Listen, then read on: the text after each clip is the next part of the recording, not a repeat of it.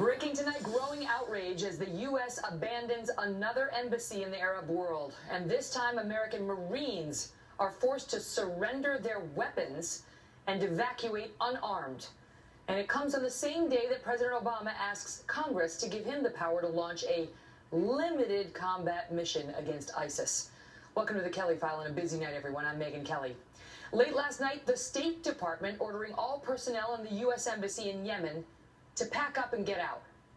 Last month, an Iranian-backed rebel group overthrowing the U.S.-backed government. It's a group which you can see here is not particularly fond of the United States as they chant death to America. And now they are consolidating power, and the security situation for Americans is rapidly deteriorating. Now tonight, a senior defense official confirming to Fox News that Marines were directed to turn over their weapons before they were allowed to leave. According to one source, the order came from the U.S. State Department. That is generating some serious outrage tonight, especially among Marines who are taught from day one, never surrender your weapon. At least one Marine telling Fox News, blank, yeah, it pisses me off. Pardon me, his term. I'm not giving up my weapon to anyone.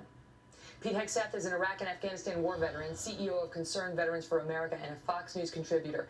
And to try to picture the sight of American Marines giving up their weapons in Yemen, a country the U.S. president just touted as an example of how well our counterterrorism strategy is going 2 months ago. The picture is really shocking, Pete.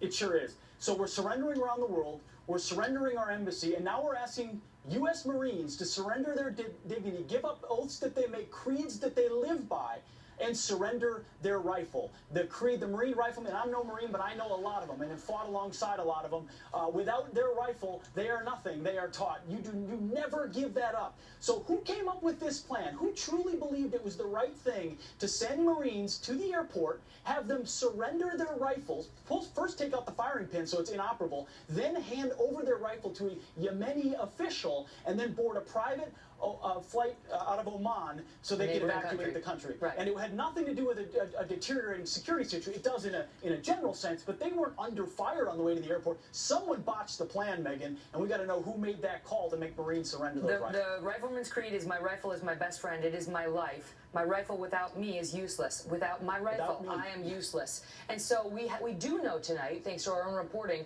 that it was the State Department that gave the order for these U.S. Marines to disable their weapons and then ultimately hand them over to, there are different reports. Some say it was to Yemeni officials, but there are many reports out tonight that it was to the rebels we just saw chanting death to America, who may tonight be in possession of these U.S. Marines' rifles. That's right. We don't know, who are also in possession of 20 vehicles that we left behind in an embassy that we've now abandoned. I still remember the images. You're not supposed to worry about the embassy. Don't worry about the embassy, because Jen Psaki assured us today the Yemenis, the Houthis who are running the country now, they're going to take care of it. You watch. Watch. We expect the Houthis to respect international conventions that apply to our facilities, and we expect to be able to return to the embassy in the same condition. Why would you expect them to do that? Or you just hope that they would? Well, we certainly hope they would. They've made public statements about how they are not, they have no desire to go after our interests. We expect them to abide by their own statement. What about the statements about death to America?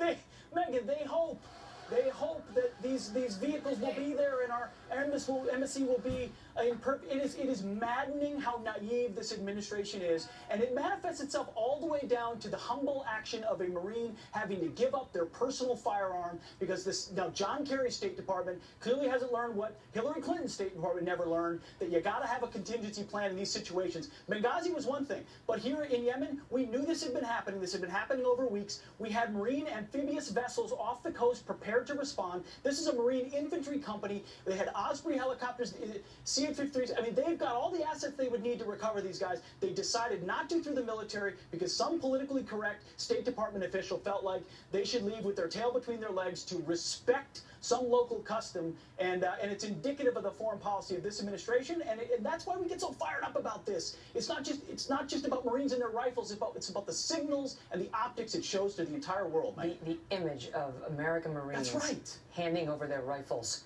to possibly these rebels, or at best, some of these Yemenis who are insisting they disarm, is quite something. Pete, good to see you. Thank you. Hours ago, President Obama announcing his decision to request Congress's official authority now to use military force against ISIS. The president claiming jihadist fighters are losing faith now that they can continue fighting. But a top defense official in the president's own administration, just hours before the president was saying that, was testifying on Capitol Hill with a very different assessment of the threat we face. And we've seen reports of sinking morale among ISIL fighters as they realize the futility of their cause. The rate of foreign fighter travel that we've seen in recent years is unprecedented. I will only send our troops into harm's way when it is absolutely necessary for our national security. Any hope of enduring security or defeating organizations like ISIL rests in our ability to diminish their appeal and to dissuade individuals from joining them in the first place. General Jack Keane is a retired four-star general, chairman of the Institute for the Study of War, and a Fox News military analyst. Before we get to that, General, your comments, your thoughts on this Yemen thing and U.S. Marines laying down their weapons at the orders of the State Department. Well, first of all, if it was any concern about security, we should have brought people in to assist with the evacuation. A security force brought our own airplanes in there to do that and evacuate people under arms as they properly should be. Now, this is a mindless, stupid bureaucrat making a decision like that, offensive to military culture, offensive to procedures. We had the same kind of bureaucrat make a decision after the consulate went down in Benghazi when the Marines were reinforcing out of Italy, told them to get out of their military uniforms and put civilian clothes on. I mean, we have made another bungled mistake. I'm sure the people down at Central Command are furious. In fact, our reporting is that they are. This is the third embassy that we've had to close since the Arab Spring began in 2010. We had to close the one in Libya. We had to close the one in Syria. We've now had to close the one in Yemen. The question is whether the United States and our influence is being chased out of the Middle East, while that of Iran and other extremist groups is rising. Yeah, absolutely. The significance of this, I mean, it's humiliating and upsetting about the Marines, but the geopolitical significance is very real. This is a strategic setback for the United States and our partners in the region, because this is all about Iran. This is Iran gaining influence and control over another capital and country: Beirut, Lebanon; Damascus, Syria; Baghdad, Iraq; and now Sana'a, Yemen. This is real. The Houthis, after they get settled and established, will begin to look like the Hezbollah. They will receive missiles, rockets, sophisticated equipment. Yeah, the Houthis in Yemen. They are the Iranian proxies. So Iran is spreading their influence. Radical Islam, as we stated before, is on the rise, and that's why this is such a setback. We just lost Libya a number of months ago and closed that embassy to radical Islamists as well. Yeah, when asked today whether the president has a clear strategy for defeating ISIS, 73% of those polled said no, he does not. 60% of those surveyed believe that the president will need ground troops to defeat ISIS.